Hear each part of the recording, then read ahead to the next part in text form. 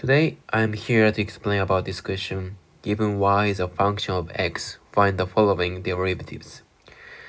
Let's start with number 1.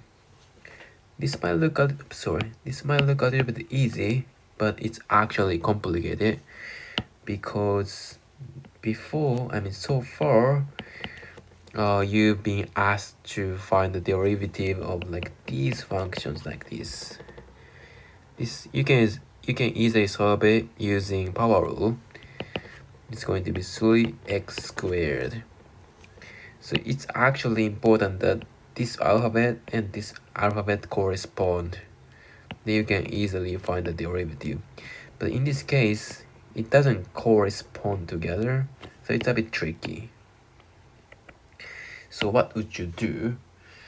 What would you do is to use the idea of chain rule. If you have no idea what is chain rule, please check out my previous video. I would use chain rule idea. In this case, you want to find ddx. Let me just change it a little bit. dy times dy dx. Actually, you can do it, but technically it's like the idea of like that. So let's find dy. This means you want to differentiate y.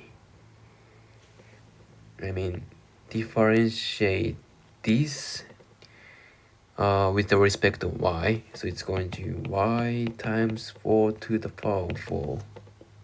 Okay. And next one, dy dx. Like this question says, y is a function of x.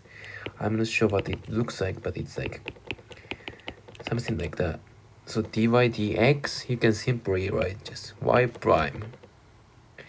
Actually, that's it.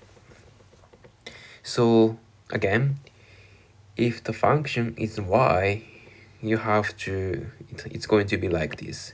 But if the alphabet is like, its variable is x, you can just simply just differentiate this one.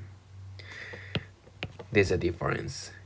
So let's work on one more question, ddx.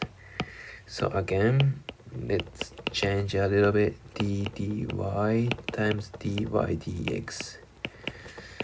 Then dy is you have to differentiate this function with the respect of y. So it's going to be negative 1 over 2 times y to the power of negative y over 2. 1 over 2, yeah. Then times dy dx again. Dy dx is just y prime. That's it. Okay, let me simplify.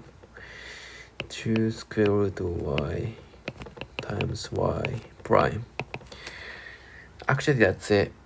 So it looks complicated, but what you have to do is just differentiate this function first, then multiply y prime. That's it.